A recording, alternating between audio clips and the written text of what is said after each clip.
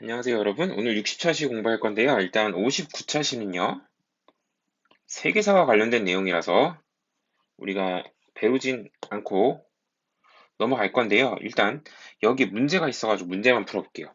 이전 차시 진단평가. 지난 시간에 배운 겁니다. 한성 부인들이 여성의 권리 향상을 위해 여학교 설립 등을 주장하며 발표한 것은 여로 시작하는 네 글자 여권 통문이었죠. 여권 통문. 자, 그리고 두 번째 문제 풀어볼게요. 우리나라 최초의 신문이래요. 방문국이라고 하는 기관에서 순 한문체로 발행했다. 자, 네 글자 무슨 신문이에요? 한성, 순, 호입니다. 자, 이 문제만 풀고요. 세계사 내용은 다루진 않겠어요. 수업 시간에는. 자, 넘어가서 60차시 본격적으로 공부해 볼게요. 자, 일제 무단통치 부분인데요. 이전 차시 진단평가 이거 세계사 내용이에요. 안 풀 거예요. 학습 목표 읽으면서 시작하겠습니다. 1910년대부터 시작. 네. 10년대, 1910년대 무단 통치의 내용과 식민지 경제 정책을 설명할 수 있다라는 것이 오늘의 학습 목표입니다. 자, 먼저 개념 정리를 볼 텐데요. 헌병경찰을 통한 무단 통치다라고 되어 있는데요. 헌병경찰, 무단 통치 다 밑에서 자세히 배울 건데요. 일단 간단히 얘기하면 일본은요, 1910년대에 우리나라를 무단으로 통치했는데요. 이 무단은 여러분들 무단 결석할 때 그 무단이 아니고요. 무력적인 수단이라는 의미예요. 즉, 무력을 통해서, 무력 수단을 통해서 우리 국민들을 통치했다. 한국인들을 통치했다. 이렇게 보시면 됩니다. 자, 그 무단 통치의 핵심적인 제도가 바로 헌병경찰 제도였는데요. 헌병경찰 제도는 뭐냐면, 경찰 업무를 헌병이 하는 제도를 말해요. 그럼 헌병이란 무엇이냐?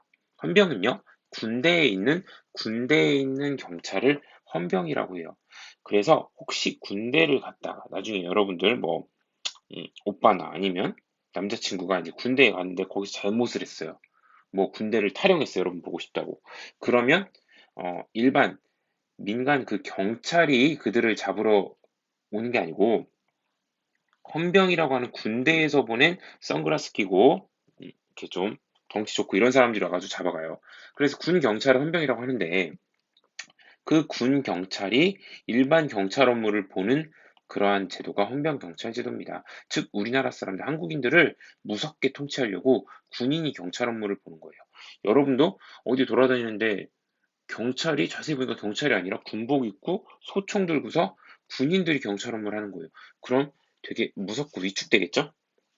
자, 일단 본격적으로 그 헌병경찰 제도와 무단통치에 대해서 배우기에 앞서 일제의 식민통치기구를 알아볼 텐데요.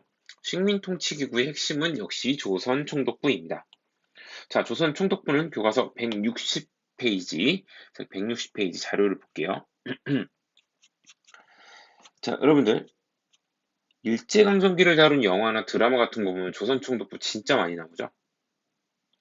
자, 이 조선총독부는요, 식민통치의 최고기구로서 조선총독부라고 하고요. 경복궁 근정전 앞마당에 건설되었다라고 했는데요. 자, 여기는요, 시험에 나오는 내용은 아니에요. 자, 그러나, 의미가 있는 내용이니까 볼게요. 자, 일제는요, 1926년에 남산에 있던 총독부를 더 크게 확장해서 만드는데 그 위치가 공교롭게도 경복궁의 근정전 앞에 있는 이 앞마당이에요. 그럼 일제가 왜 많은 공간 중에 이곳에다가 총독부 건물을 지었을까? 이렇게 거대한 건물을 왜 지었을까? 그것은요, 우리 민족의 민족의 기운을 누르려고 하는 거예요. 즉, 이전에 망한 왕조인 이 조선의 궁전, 거기에 가장 메인 건물 앞에다가 일제의 식민통치기구를 딱 건물을 만들어 버리는 거죠. 그러면 쉽게 말해서 일본이 우리나라를 지배한다라는 것을 이렇게 건물을 통해서 명확하게 드러내려고 했던 거죠. 그리고 이 총독부 건물은요, 위에서 보면 모양이 이래요. 이런 식으로 생겼어요. 이게 뭐예요? 한자. 일본 할 때 그 해 일자. 그쵸? 자, 날 일자가 된단 말이에요. 해일, 날일. 그래서, 그런 의미가 좀 숨어 있다는 거고요. 이 건물은 1926년 당시에 그 엘리베이터가 있을 정도로 되게 최첨단 건물이었고요. 아시아에서도 손에 꼽히는 규모와 최신 시설을 자랑하는 아주 웅장한 건물이었어요. 일본은 우리나라를 뭐 진짜 한 30년, 40년 이렇게 통치하려고 딱 그만큼만 통치하려고 생각한 게 아니죠. 영원히 통치하려고 했기 때문에 굉장히 많은 투자를 해가지고 거대한, 웅장한, 최신식 건물을 지은 거예요. 일본으로서도 엄청난 투자를 한 거죠. 자, 그런데 이 건물 지금 대한민국에 있습니까? 없습니까? 존재하지 않아요. 존재하지 않고 여기 이 돔의 첨탑 부분 요것만 독립기념관, 천안에 독립기념관 그 뒷마당에 전시가 돼 있어요. 그럼 건물이 어떻게 된 거냐? 1996년에 김영삼 대통령이라고 그 대통령 임기 초에 역사를 바로 세운다라는 명분으로 조선총독부 건물을 폭파시켰어요. 자, 조선총독부 건물을 폭파시켜서 해체해서 없애버렸는데, 자, 물론 우리나라 경복궁 이 근정전을 가로막고 있는 일제 식민지배 통치기구, 요 문제가 있어요. 문제가 있으니까 이제 없애버리는 방식을 택했던 건데, 또 여기에 대해서는 그 당시에 또 이론도 있었습니다. 다른 의견도 있었어요. 이게 일본이 어떻게 보면 우리나라를 식민 지배하고 통치하고 그 어떤 만행들 이런 것들을 보여주는 가장 상징적인 어떤 건물인데 이거를 철거해서는 안 된다라는 주장도 있었어요. 어쨌든 지금은 존재하진 않습니다. 자, 학습지로 돌아올게요. 자, 이 조선총독부에 대해서 이제 한번 자세히 알아보겠습니다. 조선총독부는요, 식민통치의 최고 기구입니다. 조선총독은요, 현역 육해군 대장 출신으로 임명을 한대요. 자, 민간인이 아니고 군인이 오는 거예요. 그러니까 우리나라를 어떤 방식으로 통치할 건지 감이 잡히죠. 아주 군대처럼 정말 무섭게 통치하겠다는 거죠. 자, 이러한 조선 총독은요, 조선에서 사실상 왕 같은 존재였는데요. 조선의 행정, 입법, 사법, 군 통수권을 모두 가지고 있는 겁니다. 요즘으로 따지면요. 문재인 대통령은 행정부의 우두머리잖아요. 그리고 군 통수권까지는 가지고 있어요. 그러나 법을 만들지 못해요. 이거는 국회가 하는 일이죠. 사법은 이거는 판사, 재판소가 하는 일이에요. 자, 그러니까 어느 한 사람이 이 권한을 다 갖는다는 건 진짜 막강한 권력이에요. 자, 게다가 이거는 좀 필기를 해주십시오. 조선 총독은요, 일본 국왕에게 직속돼 가지고요. 일본 의회나 내각의 통제를 받지 않는 매우 강력한 권력이었습니다. 자, 됐으면 내려가서요. 자, 그리고 중추원이라고 하는 조선총독부의 자문기구가 있었는데요. 자문이라는 건 일종의 조언 같은 거 해주는 거죠. 그런데 이 중추원은요, 대부분 친일파로 구성이 되었다. 그래서 일제강점기를 우리가 살펴볼 때 어떤 인물이 중추원에서 어떤 역할을 했다. 그러면 그 사람은 친일파일 가능성이 굉장히 높아요. 자, 그리고 지방행정조직으로 넘어가겠습니다. 일본은 우리나라를 전국 13도 11부 229군으로 편성을 하는데요. 이 과정에서 우리의 전통적인 공동체 조직은 해체됩니다. 즉 기존에 있었던 면과 동, 리 이런 마을과 마을을 통폐합하는 과정에서 그 마을끼리 이렇게 똘똘 뭉쳐서 유대감이 있었잖아요. 그런 것들이 다 사라진다는 거예요. 자, 그리고 지방 유력 인사들을 친일 세력으로 끌어들였습니다. 여기는 그냥 이렇게 넘어갈게요. 자, 그 다음 본격적으로 3번 무단 통치의 실시를 볼 텐데요. 자, 무단 통치의 핵심은 아까도 얘기했지만 헌병경찰입니다. 자, 헌병경찰 빈칸 채워주시고요. 헌병경찰은 교과서 163쪽 쪽날개 잠깐 보고 볼게요. 자, 여러분 여기 함경북도 경무부와 경성 헌병대 본부라고 해서 그 당시 일제강점기 헌병들의 모습이 있는데요. 헌병은요, 자 여기 보는 것처럼 군인이에요, 군인. 그런데 이 사람들이 경찰 업무를 하는 거예요. 즉 군복 입고 군인처럼 무장한 사람들이 경찰 업무를 한다라고 보시면 돼요. 자, 이거는 뭐 외우거나 할 필요 없는 겁니다. 그냥 참고만 하세요. 일본이 우리나라 국권을 강탈한 지 1년 만에 3배 이상 늘어난 경찰과 헌병을 통해 한국인을 통제했다라고 되어 있습니다. 즉, 일본은 우리나라 사람들이 이제 식민 지배에 대해서 저항할 거 아니에요. 그거를 누르기 위해서 이러한 헌병 경찰력을 아주 급증시킨 거죠. 급격히 증가시킨 겁니다. 자, 숙지로 돌아올게요. 헌병 경찰 제도는요. 헌병이 일반 경찰 업무를 담당하는 것을 말합니다. 자, 이 헌병에게는요, 즉결 심판권이 있는데요. 즉결 심판권에 대해서 좀 알아볼게요. 즉결 심판이라는 건 즉시 결정해서 심판한다 이런 의미인데요. 교과서 163쪽 본문과 쪽날개를 좀 보겠습니다. 자, 여기 중간 정도 되네요. 여기서 헌병 경찰은 일반 행정 업무까지 했다. 즉 세금 걷는 거라든지 뭐 신문 기사 같은 거 검열하는 거, 위생점검 이런 거를 다 헌병 경찰이 하고요. 그리고 구류태형 3개월 이하의 징역 등 쉽게 말해서 좀 이렇게 좀 이게 가벼운 처벌 이런 것들은 이들이 즉결 심판할 수 있는 권한을 받았다. 즉 다시 얘기하면요. 원래는 경찰이 범인을 잡아서요. 판결은 어디서 하냐? 판사가 하는 거예요. 법원 가서 판사가. 그런데 경찰이 직접 자기가 판단해가지고 즉결, 즉시 결정해가지고 심판해버리고 벌까지 주는 거. 그게 바로 즉결 심판입니다. 즉결 심판의 예를 오른쪽에서 볼게요. 자, 무단통치기, 일제 한국인 처벌법령이라고 되어 있는데요. 경찰범 처벌 규칙이라는 걸 보면요. 이러한 죄를 저지른 사람은 정식 법적 수속과 재판 거치지 않고 한국인을 마음대로 처벌한다. 즉, 즉결 심판권이에요. 이거는 여러분 교과서에는 없는데 쓰지 않아도 돼요. 적지 마세요. 그냥 이런 게 즉결 심판권이다라는 걸 보여주려고 같이 본 겁니다. 헌병과 경찰은 법적 수속 없이 재판 없이도 한국인을 마음대로 처벌하는 거. 그게 바로 즉결 심판권이에요. 자, 조선 태형령이라고 하는 이 내용도 볼 텐데요. 조선 태형령은요. 태형이라는 것은 매질을 가하는 형벌이거든요. 매로 때리는 걸 태형이라고 그래요. 이 오른쪽에 있는 이 태형 도구를 보면 사람을 이렇게 엎드리게 해요. 자, 엎드리게 하고 때려요. 근데 때리는데 어디를 때리냐? 엉덩이를 때립니다.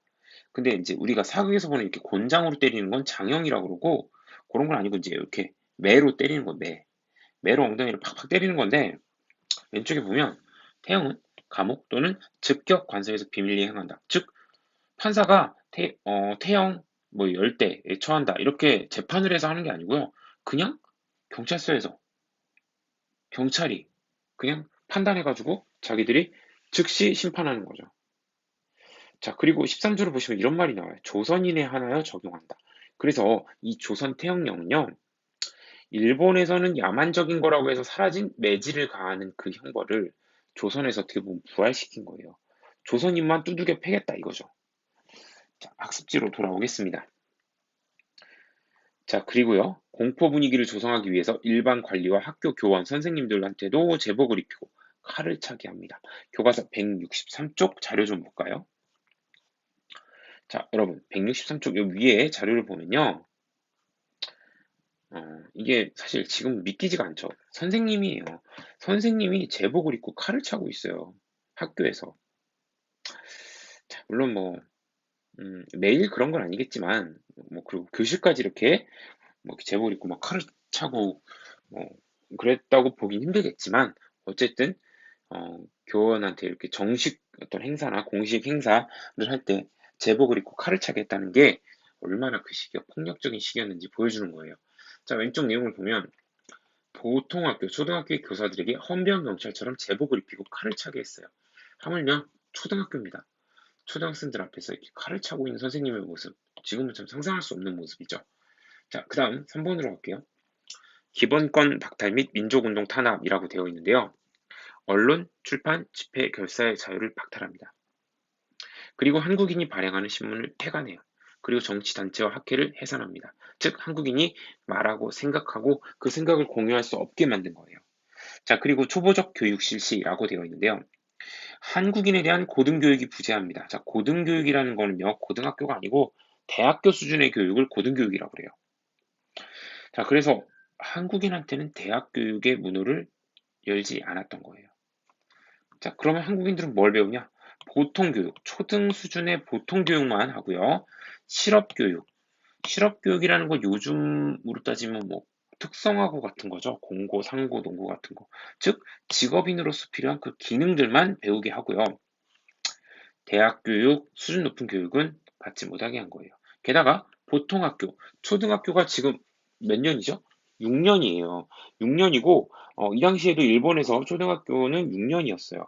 그런데 보통학교의 수업 연한을 4년으로 했습니다. 4년. 차별이죠, 차별. 자, 그 다음은 이제 경제 부분으로 넘어갈게요. 토지조사 사업 실시라고 되어 있습니다. 1910년에서 1918년인데요. 그냥 1910년대다라고 생각하시면 돼요. 자, 토지조사 사업은요. 토지를 조사하겠다라는 건데 일제의 명분은 뭐였냐면 우리가 토지를 조사해가지고 지세, 땅에서 내는 세금을 공정하게 부과할게. 즉 다시 말하면 세금 공정하게 거둘게라고 한 거예요. 그리고 근대적인 토지 소유권 확립.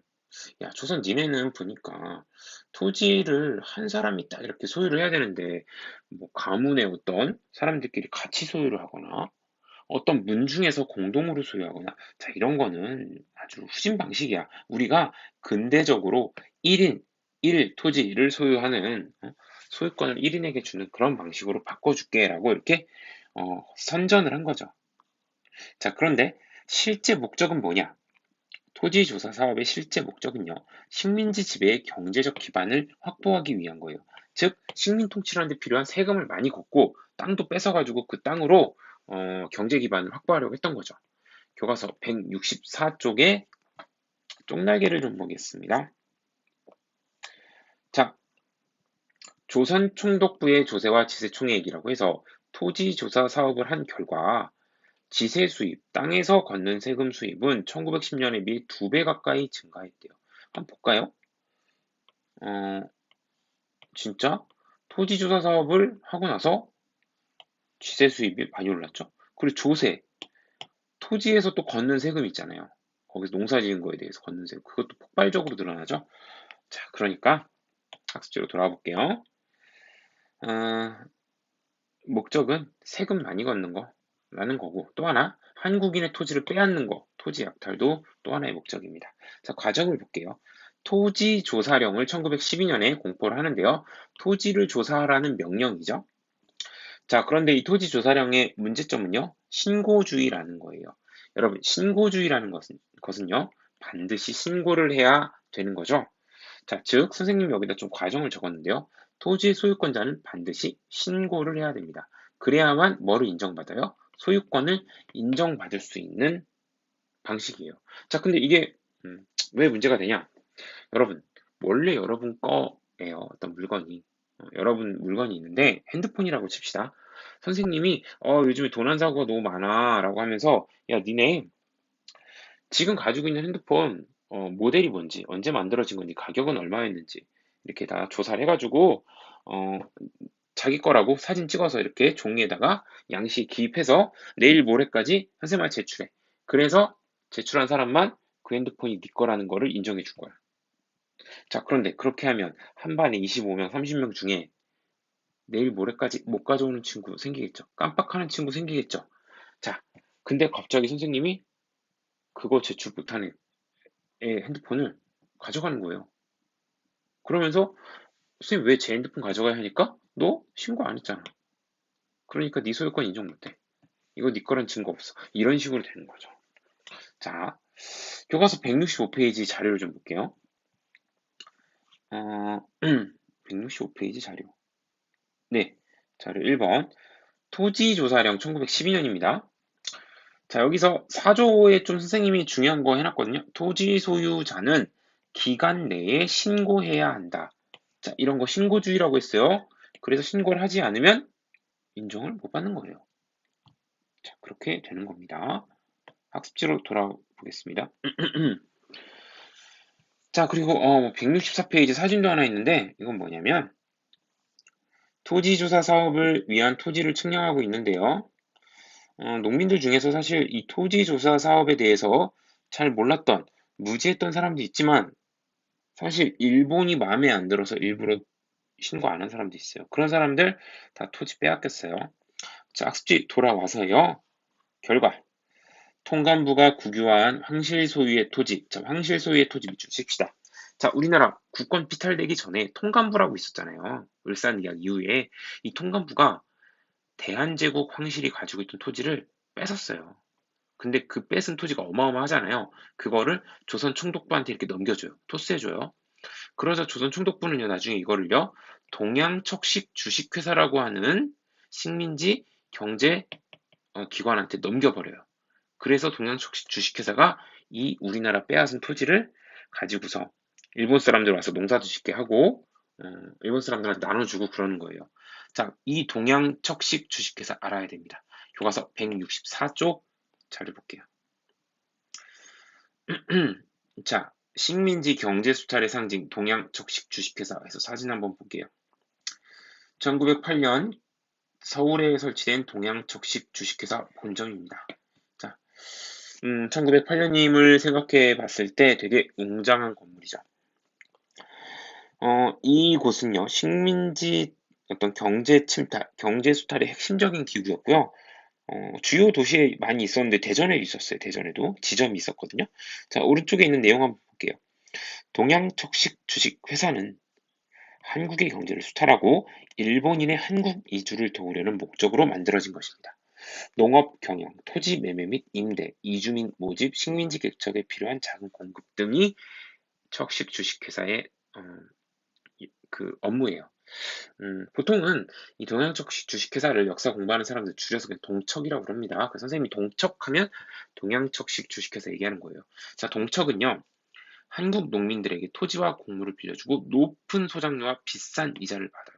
그리고 많은 곡식을 일본으로 보냈습니다.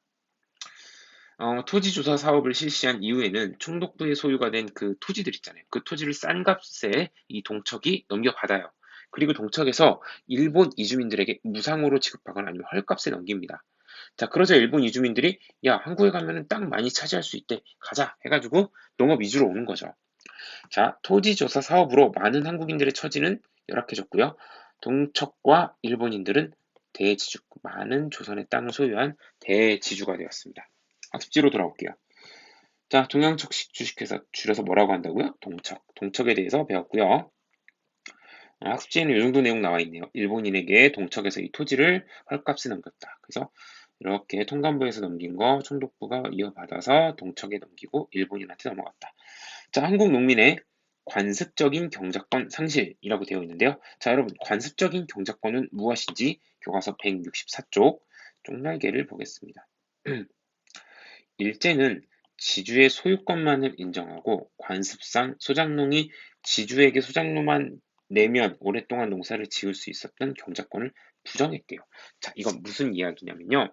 일본은요, 토지 조사 사업을 통해서 소유권, 지주가 가지고 있는 소유권만 인정했어요. 자, 여기까지 뭐 특별히 이상한 거 없죠. 자, 그런데 우리 조선 농민들에게는요, 관습적으로 관습이라는 건 뭐냐면요. 법에 없어도 어디 안 적어놔도 우리가 습관적으로 아는 거예요. 그렇게 했기 때문에 아는 거예요. 그런 걸 관습이라고 해요. 자, 관습상 소작농, 남의 땅을 빌려서 농사 짓는 사람, 소작농이 지주에게, 땅 주인에게 소작료, 즉 땅을 빌려서 농사 짓는 대가를 잘 내면 오랫동안 농사를 지을 수 있었던 경작할 수 있는 권리, 농사 지을 수 있는 권리, 그거를 경작권이라고 하는데요. 관습상 경작권이라고 하는데요. 그거를 일본은 인정하지 않아요. 자, 이게 무슨 차이가 있냐면요. 원래 우리 조선 농민들은 대대손손, 조상 대대로 특정한 땅을 빌려서 농사를 지면 매우 특별한 일이 없는 경우에 그 아들, 그 손자가 계속해서 이 땅을 빌려서 농사를 지을 수 있었어요. 땅을 빌려준 지주, 양반이겠죠? 그 양반 집안도 대대로 이쪽 농민 집안에서 자기 땅을 소작을 하니까 그냥 그런 줄 알고 살아왔던 거예요. 자, 그런데 일본은 토지는 소유권만 있을 뿐이다. 관습적으로 누군가에게 빌려서 농사 지을 수 있는 권리? 그딴 건 없다. 라고 해서 이걸 부정해버린 거죠. 자, 학습지로 돌아올게요. 그럼 어떤 일이 벌어지냐? 관습적인 경작권이 사라지자 대다수 농민들은 기안부 계약 소작농으로 전락했어요. 쉽게 얘기하면 어, 특별한 일 없으면 이 직장을 60세까지 다닐 수 있는 직장이에요. 자, 그런데 어느 날 갑자기 그런 거 없어 하면서 1년 단위로 무조건 계약이야.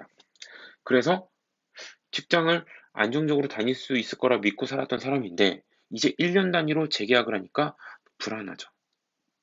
급여도 그다음에 근무 조건도 점점 열악해지고. 자, 그래서 우리 농민들이 이렇게 기안부 계약 수확농으로 전락해서 처지가 안 좋아졌다. 자, 교과서 165쪽에 자료 2번을 보겠습니다. 자, 165쪽 자료 2번이에요. 농가의 경작 형태 비율 변화라고 해서요. 1916년과 20년을 비교를 해보면 토지 조사 사업이 진행이 되면서 자신의 땅을 농사짓는 자작농들, 그리고 자신의 땅을 농사짓고 부족하니까 남의 땅까지 빌려서 농사짓는 소작농들의 비율은 감소했음을 볼 수 있습니다. 반면에 남의 땅을 빌려서, 즉 자기 땅이 하나도 없는 소작농은 늘어났죠. 이러한 변화를 볼 수가 있습니다. 자, 학습지로 돌아올게요.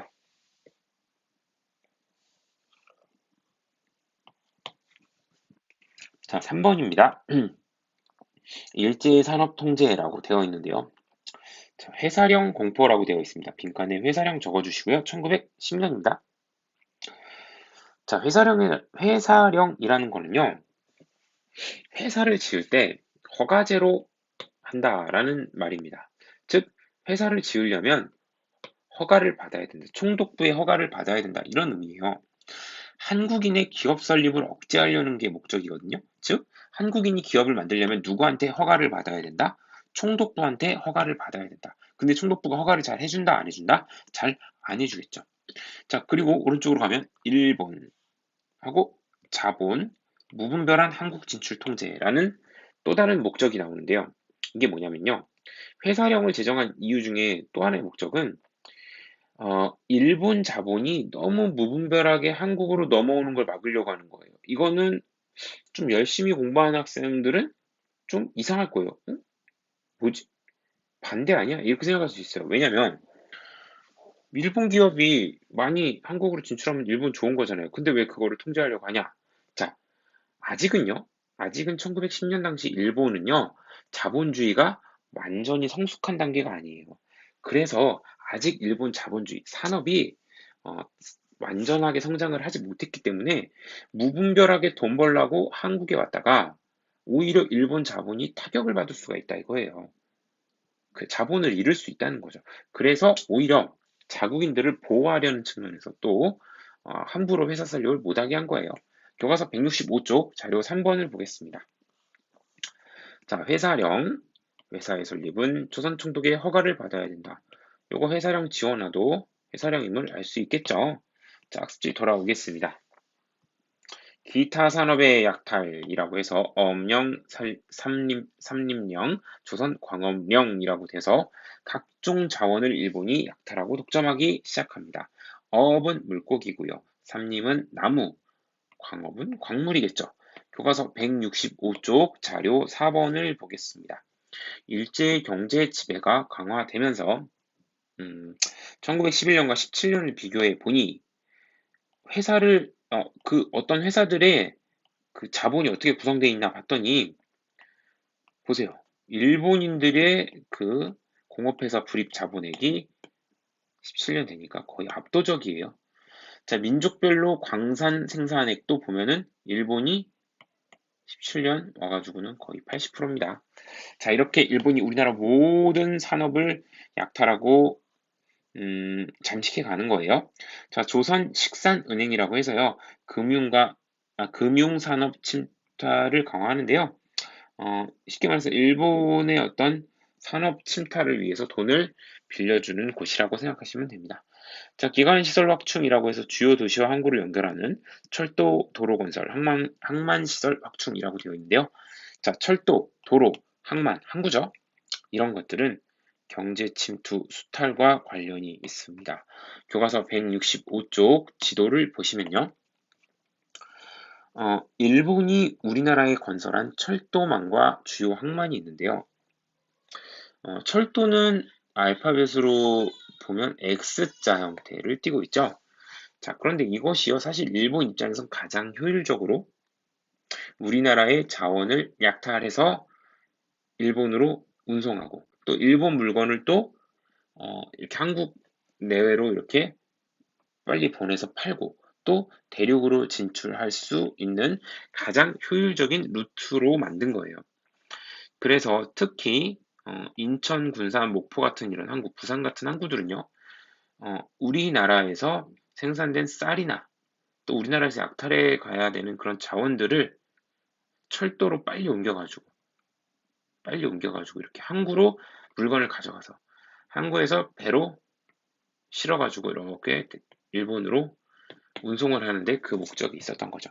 자, 학습지 돌아오겠습니다. 문제 풀어보겠습니다. 다음 자료를 보고 빈칸에 들어갈 알맞은 말을 써보자. 자, 태형은 태양에 관련된 거네요. 그러면 이거는 조선 태형령이겠다. 그죠? 1912년에 공포된 조선 태형령은 일본에서 폐지된 태형을 한국인에게만 기분 나빠. 그죠? 한국인을 위협하고 탄압하는 수단이었어요. 자, 2번. 이거 아까 세금 늘은 거, 토지세 든 거, 이거 무슨 사업이랑 관련이 있죠?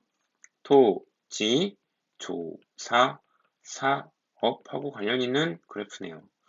자, 토지조사 사업 결과 지세 수입이 크게 증가했고요. 일본인들과 일부 한국인들이 대지주로 성장했습니다. 농민의 처지는 더욱 악화되었고요. 넘어가겠습니다. 자, 이거 아까 본 자료라 넘어갈 거고요. 문제 풀 시간 1분 30초 드리겠습니다. 자, 시작!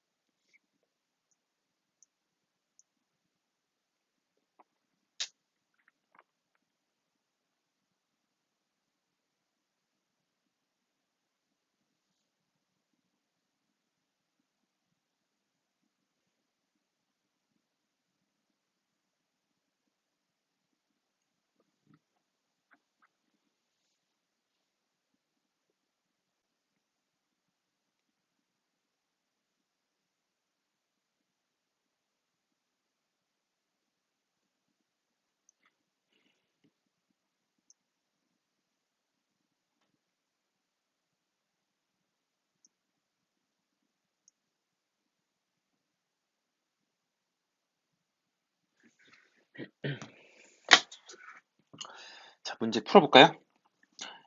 1번입니다. 조선 총독은 행정, 입법, 사법 및 군동 수권을 장악하였다. 동그라미일까요? X일까요? 동그라미죠? 다 맞는 설명이네요. 헌병 경찰은 경찰 업무 및 일반 행정 업무까지 관여하였다. 이거 어때요? 이거 동그라미네요. 자, 토지조사 사업 시행 결과 농민들의 관습적 경작권을 인정받게 되었다? 아니죠. 인정받지 못했다고 그랬죠? 부정당했다고 그랬어요. 자, 2번 문제로 넘어가겠습니다. 일제의 무단 통치에 대한 설명. 옳지 않은 것입니다. 1번 토지조사 사업을 실시하였다. 10년대 토지조사 사업 맞네요. 한국인 발행하는 거의 모든 신문 폐간 어때요? 맞아요. 조선태양령 맞아요. 평의회 협의회라는 이름의 자문기구 요거 아직 안 배웠지만 1920년대 문화통치기 내용이에요. 요거 틀렸어요.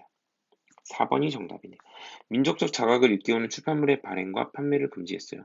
맞아요. 자, 3번 넘어갈게요. 10년대 토지조사 사업 결과를 찾는 겁니다. 결과로 옳은 것을 고르는 거네요. 네. 조선의 농업 구조가 쌀 중심 구조로 정착되었다. 이거는 나중에 배울 건데요. 산미 증식 계획이라고 20년대 그때 나오는 겁니다. 아니에요. 조선 총독부가 신고하지 않은 토지, 왕실과 국가의 토지 등을 차지하여 최대 지주가 되었다. 이거 맞는 설명입니다. 조선의 토지가 동척을 비롯한 일본의 토지 회사나 일본인에게 헐값에 넘어갔다. 이것도 맞네요. 농민들의 관습적 경작권을 인정 안 했다고 그랬죠. 지주 소유권을 인정했어요, 이건. 자, 미술친 기관. 1908년 농업경영 한국이민 뒷받침 세운 기관. 자, 줄여서 동척이라고 한다고 했죠. 동양, 척식, 주식, 회사. 줄여서 동척이라고 합니다. 자, 오늘은 여기까지입니다. 고생하셨어요.